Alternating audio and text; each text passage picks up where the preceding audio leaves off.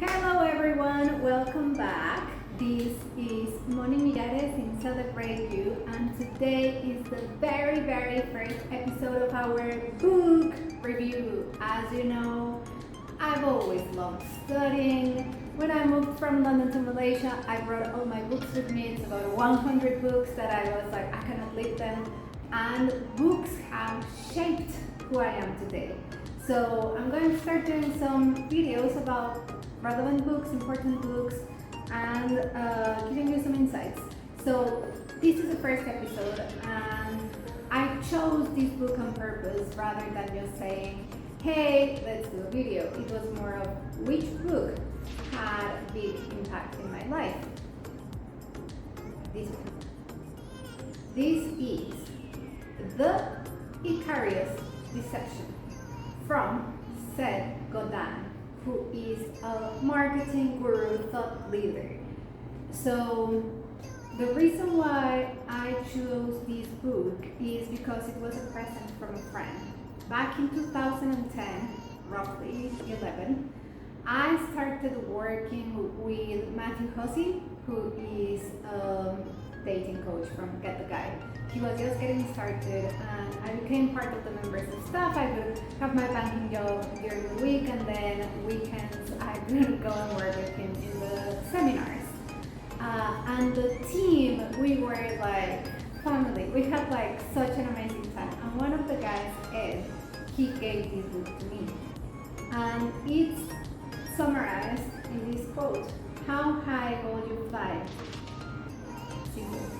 Back then when we met and he gave me this book, I was doing laughter yoga. Remember that I had my laughter, well, if you didn't know, I had a laughter yoga stage of my life. And he wrote a quote, well, he dedicated the book to me. And it's a birthday present. So it says, "To Monica, happy birthday. I picked this book up for you because I don't want you to carry the fear of flying too close to the sun, Ed." And I just find that beautiful. Like, I don't want you to carry the fear of flying too close to the sun. It's like, I don't know if it was a book or if it was what Ed wrote in the book. But anyways, this book meant a lot to me.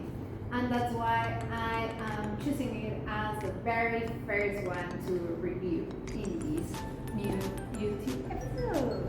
Okie dokie, so how's everyone today? So, what I'm going to do is,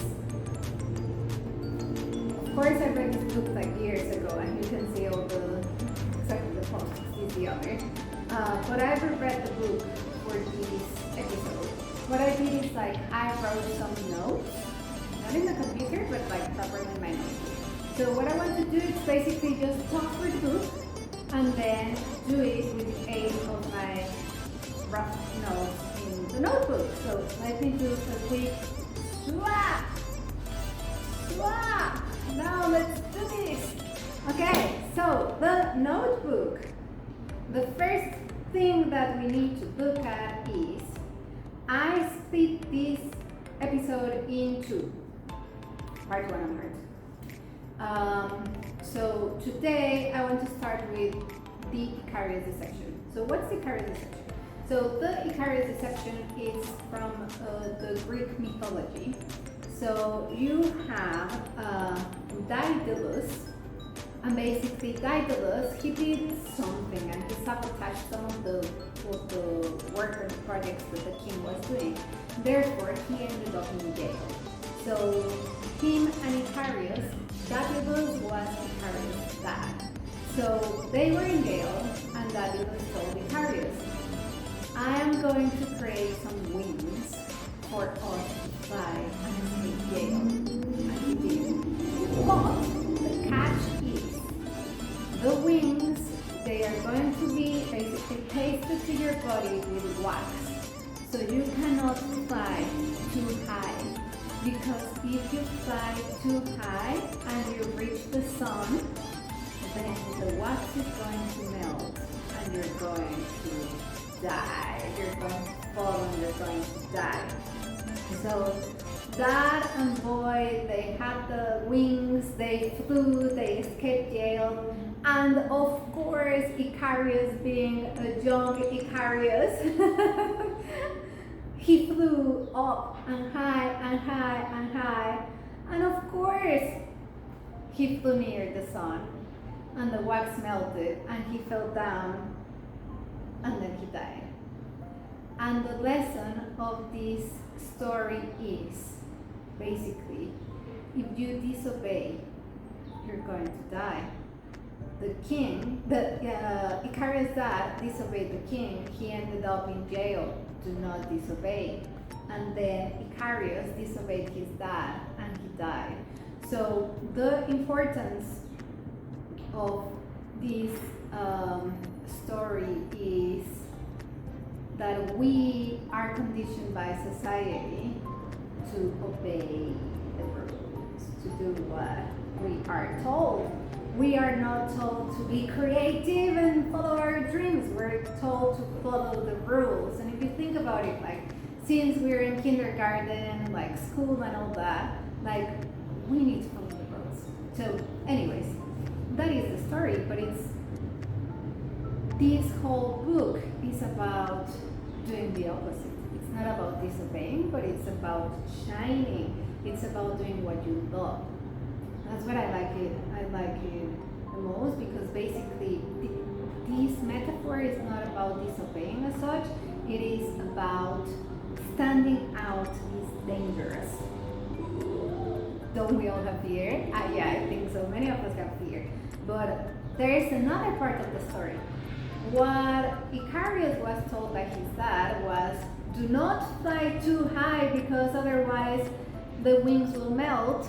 But the other part of the story was, do not fly too low because otherwise, if you fly low by the ocean, then the water, the salt, and the humidity is going to ruin the wings.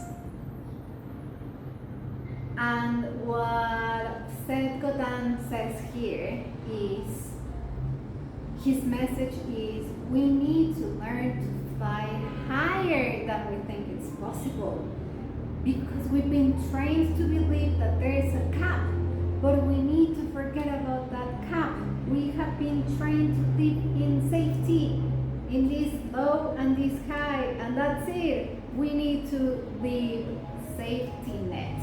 We need to live the norm. We need to start creating art. And that is what Seth Godin talks about, art and safety net. So basically he says that art is the new comfort zone, the new safety zone, sorry. And his way of referring to art is not just the painting, or for example, the artists that did this like handmade, they're artists, right? But then, and we all see them as artists, the painter, the singer, but then me talking here is art. At least it's art to me. It's my creative expression. You doing your thing, you're cooking, you're creating, that is art. Doing your thing is art. So Seth Godin's definition of art is all about connecting. It's all about connecting with another human. So he says, art is the unique work of a human being, work that touches another. Isn't that cool? It's like, we're even changing the definition of art. Art is all about connecting. And he says, art is the act of a human being doing generous work, creating something for the first time, touching another person. But today we're scared. We're scared of creating, we're scared of connecting. And the thing that will help us connect is trust. So by design, when we create our art, we like, the world has changed. So our art, our creative expression, our life as such is art. We need to do it thinking about connecting with each other. because like this connection is the new, it's not that it's the new currency, but yeah, we are, especially after the pandemic, like things have changed. So relating to each other, connecting to each other, it's what's making our art valuable. It's not anymore like, for example, in this world of YouTube, who did the best cover, or who has the best lighting, or who has the best setup. You can, right now, we can all have a phone, like have me in front of the daylight, put something in the background, and that's it, we've got a set, right? So it's not about the technicalities, it's about the intent, it's about the what's coming from what we're saying and what we're doing, and that is innovation. But anyways, so let's move on. He talks about the pain of possibility, vulnerability, and risk. So he says most people don't believe that they are capable, and it has to do with believing that it is possible and acceptable for you to do it. And I love this quote because all of us, we are in the business of living our lives the best way that we can. I don't know anyone who says like, oh yeah, I want to live like a bad life. No, we're all in the business of living our best life, whether we say it or not. Some of us might be into personal development, others not, but we are all trying here just to be happy. However, as human beings, we also have fears, and those fears control us. And then, even though we have dreams, sometimes we don't follow them. And the reason we don't follow them, what Icarious deception is saying us, well, what Seth Godin is saying us is, we believe it's possible for you, but don't believe that it's possible for me. So you may be looking at me and you are like, oh, I want to do a YouTube video. You be like, yeah, she can do it because like she has time to do it. And you're like, what? You don't? Everybody does. So the moment that we start not seeing this possible for us, that's the moment that we start limiting ourselves. So that's number one. It's all about here, if you notice. And the second is acceptable for you to do it. And this is a biggie one, or at least it has been a biggie one for me for years, and I've worked on it on different things. So it's more of we are social beings. So by nature, our nature tells us we want to be accepted. We want to have that sense of belonging. We want our families to be proud of us. Like we want to be accepted. So whenever we have been conditioned, that's the beginning of the story. We've been conditioned to behave in a certain way and to fly, not too high, to stay within here. The moment that we want to reach that gap and reach the ceiling and go out and stand out or do something different that's not according to what society told us, then we feel that it's not acceptable, therefore we don't do it. For example, in the Indian and Chinese communities, it is very, it's not very traditional, but it's common, that's the word that I'm looking for. It's common that years ago, and even in the Latin community, years ago there was like the family doctor, the lawyer, and then therefore you had to study law, or you had to be a doctor just because that's what it was. And if you were doing something different, that was not acceptable. In my personal case, I left Mexico when I was 25. I went to the UK to study my master's, and then I never came back. And that is not the norm for a girl in Mexico, at least not 13 years ago. Hopefully today it is, and all of them are just living the country and living their dreams and studying abroad. But back then, like living safety, living home, going to another country, just like staying out, that was different. And given it's different, like we feel that people are going to judge what we're doing, and we don't feel accepted. So at the end of the day, when it comes to doing what we love and doing our part, is, according to Seth, to my friend Seth, it is about believing that it's possible for me and being okay with standing out. What else? Oh, this is the next one. He then moves on and says, just because you are winning a game doesn't mean that it is a good game. Whoa! I'll read that again. Just because you are winning a game, it doesn't mean it is a good game. It's exactly what I just said in this example. Yes, because your family told you to study law, maybe you became a lawyer. You went to uni, you became a lawyer. You have an amazing job in a top law firm or consulting firm or banking, and you don't like it.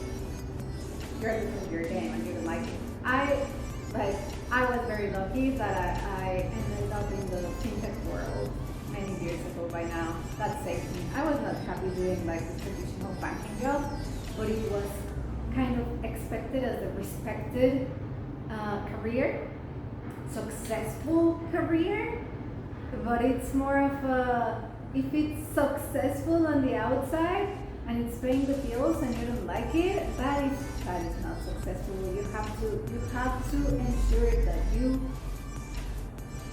are playing the right game. At the end of the day, life is just a game, and we go from chapter to chapter, episode to episode. I don't know, like when you play like video games, I don't know, when you go from level to level. You go from level to level, and it is just a game. And with every level, there is like a change of scenery. There is a new mission. There's new people. There's new rules. Well, it's exactly the same with life. However, in life we do have a choice. I remember, like I talked about Matt earlier today, Matthew Hussey. I remember I went to his retreat in Miami. It was 2011. And back then I was working in banking, in a big bank in the UK, and I wanted to move to Miami. And I already had a job in Miami. And then I was doing my laughter yoga teaching at the time. And I was ready to move to the US. And my conclusion after that retreat was, why are you moving? Is London being dark and wet and rainy all the time a good enough reason, or is it something else? Because I was going to move to climb a ladder, the corporate ladder of something that I wasn't passionate about. And this is what it is. We need to ensure that we're playing the right game. We need to ensure that we're at the top of what we love doing. And if we've been doing something that we don't like, even if it's been done for years, then we need to give ourselves permission to change. And giving ourselves permission to change is good. And relating it back to the book, it's all about art.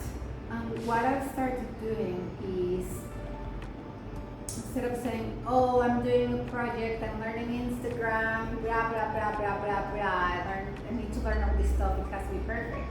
For me, it's a creative process. And for me, the videos and the podcast and the audiograms and the Insta post, all of that is a piece of art. It's all it is. It is a piece of art. And therefore, when you think about it as art, then you remove the pressure to perform. And the pressure to perform is what's killing us. So, he has a beautiful quote. He says, art is a habit that we practice daily until we get good at it. What we need is trust, permission, remarkability, leadership, stories that spread, and humanity. And with humanity, we mean connection, compassion, and humility. So I'll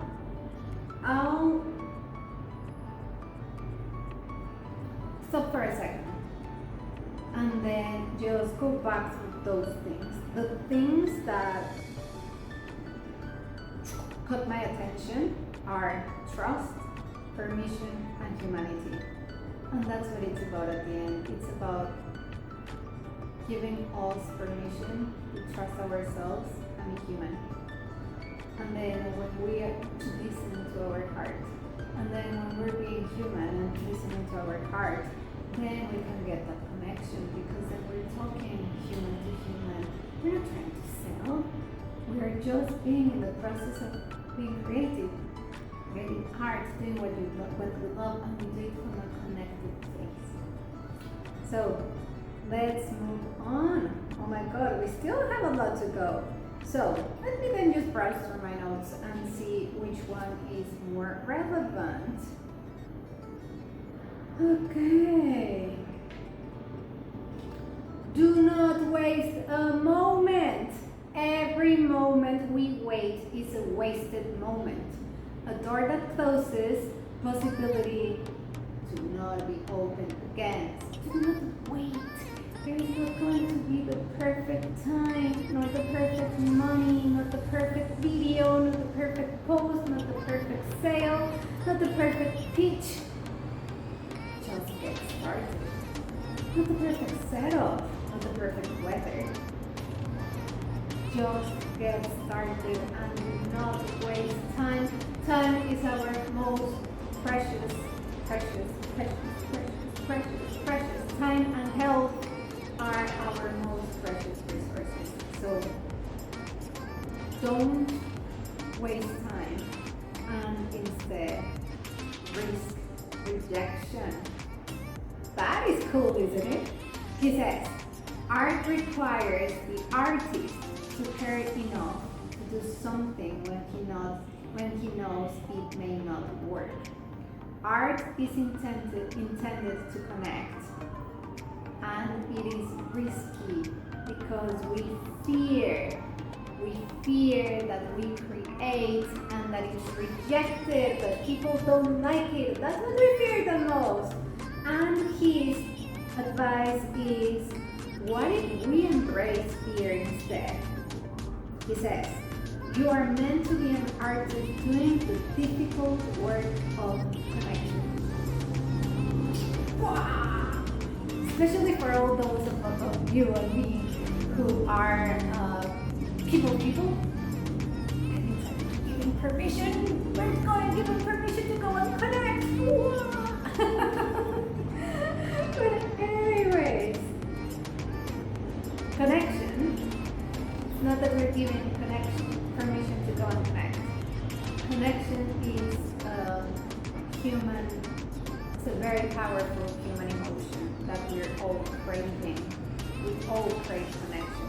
People behave in funky ways because we want connection. When we're happy, when we feel connected, we're happy. When we are sad, many times it's because we're disconnected. When people snap at us and they're angry, it's like they're disconnected from themselves and from others. So connection is so important.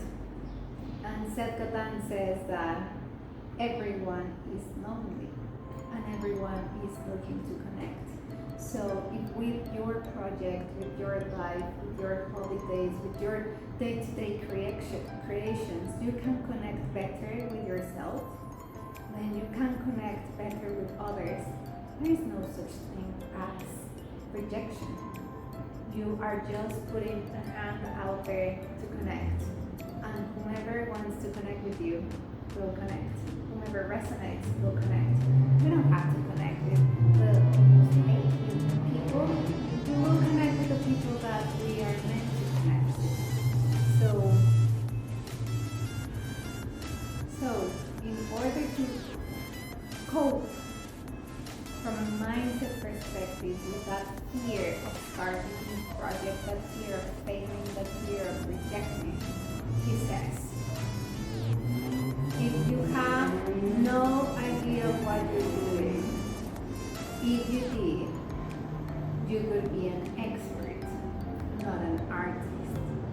which means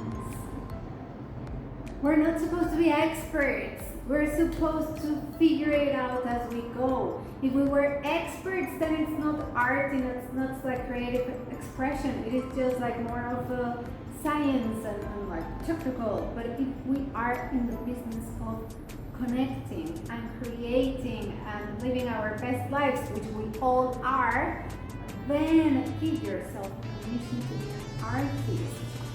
And then he gives us 6 habits to be an artist.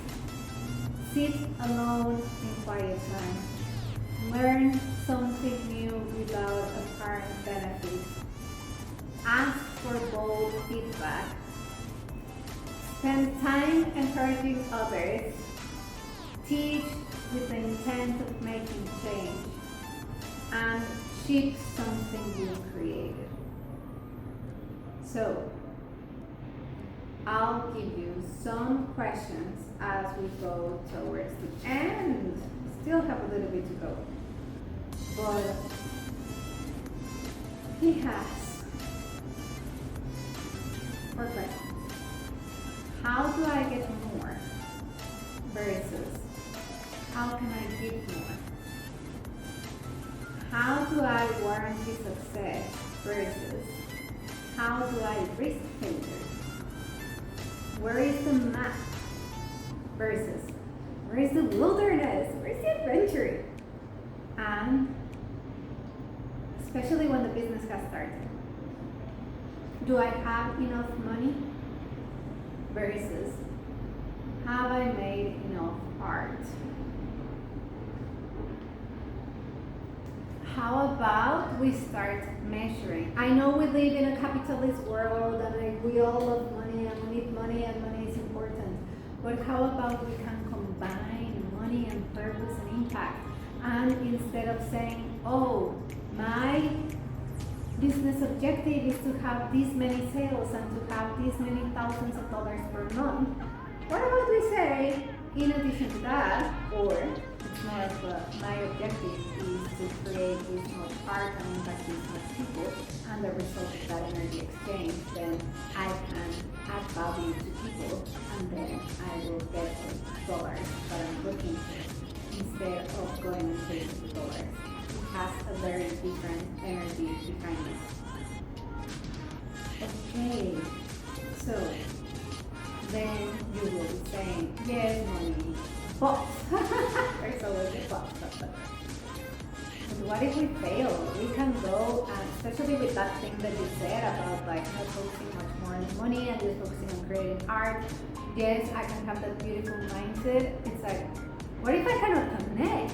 Especially now in this era of social media, it's like, then what? What if I fail? And his answer is, when your art fails, make better art.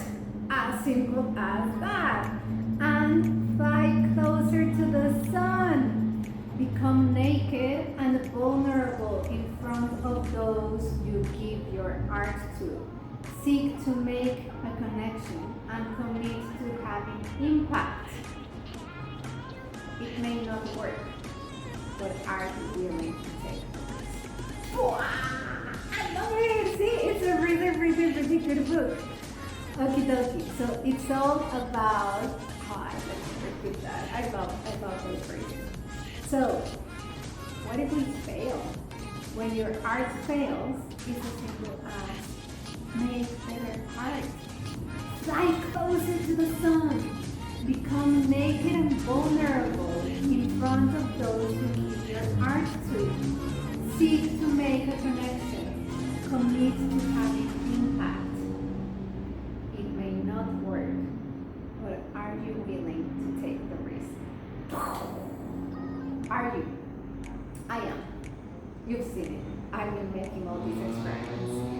The big question is, are you willing to take the risk? And with the risk, I don't mean like making a big life change, this, the other. It is, we start with small, little things done consistently, little micro actions, little micro shifts. Different people, different coaches call it different things, but it's just do the baby steps. baby steps, take baby risks, and then that way you will start gaining confidence. You'll start moving forwards. You'll start having less fear. You'll feel better. You'll make progress. You'll make art. You'll be connected. You'll feel so much better. And most importantly, he says, give up the attachment of what will happen. That's very important too. Moni, sometimes when she's washing the dishes and something hasn't happened, I'm like, I'm not attached. I'm like, of course I've been attached to the result. But we all know attachment A is human. B, life is better without attachment because we can just like, whoop, let it flow. So give up attachment and expectations. Like, give up attachment of what will happen. Art is a commitment to a process and to a direction and to generosity, not a result. So all we're doing here is enjoying the process of creating a business, enjoying the process of creating a project, of learning a new skill. It is just a process, and we are learning in the journey. It's not about the result only. It is important. And he says, as a society, we built a culture of making the artist the exception, the rare instance that proves the case. But to finalize, he said, there is no map, but there is a choice. Art has no safety map, no easy to follow manual, but we have a choice. The choice between doing art and forging your own path on your own terms, and owning what happens, and merely just doing a job. It is your choice. Let me repeat that again, right? There is no map. There is a choice. Art has no safety map and no easy to follow manual. However, we have a choice. The choice between doing art, meaning forging your own path in your own terms and owning whatever it happens, versus doing whatever society has told us to do before. So, good food for thought. It's been the first episode of the book review, and this week we are looking at the Icarious Deception part 1. I'll see you next week with part 2 because then it gets more juicy. This is just getting into the key mindset moments of the book. There's a lot to think about and ponder on. Definitely, since I reread the book, I've been having a different mindset when it comes to my own creative process and the podcast and the how I interview, now that I'm experimenting with reels, like all of that. It just comes from a very artistic energy rather than, oh, I have to do this and it has to be perfect. No. If it comes with a mindset of I am creating art, it's my art, art iterates. You know, like Picasso, how many paintings did he do before he got one right? It's like there's many sketches in between. So same with us. Let's give ourselves the permission to create art. And even more important, let's give ourselves the permission to fly high. What if it works out? What if we can? Just whoop, we fly high. These are times of change. We're disrupting everything. All the models of the world are disrupted. This pandemic is here to stay. We're working in a different way. We're not doing different things. Start your project. That's it. Connect with your heart and start doing your art. So have a wonderful day ahead, and I'll see you next week to go with part 2 of the Icarious Deception. In the meantime, sending you much love. remember to subscribe to the channel and follow me on Instagram as well. That's where I post all the things for the podcast and the daily affirmation of the day, whether that is on Instagram or YouTube. You can find me at Moni or Celebrate You, LinkedIn or Instagram. Okie dokie, have an amazing week and speak to you next weekend. Bye bye.